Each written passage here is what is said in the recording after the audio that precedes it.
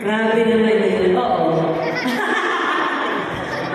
Kasi, maliban sa magiging horror siya, it's really a family drama.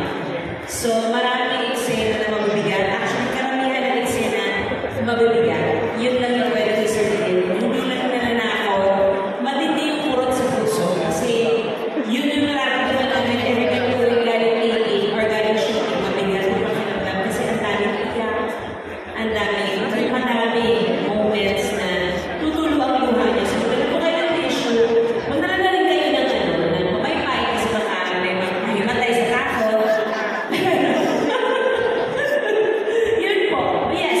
Tawa ng tawa si Gladys eh. Thank you very much, Rosette Castillo. And kung susunod, wala na sa FF ngayong taon. Ano po ang reaction ninyo na napakaganda po ang line-up ng FFF entries? Ah? Kanina yun? Tanong kanina yun?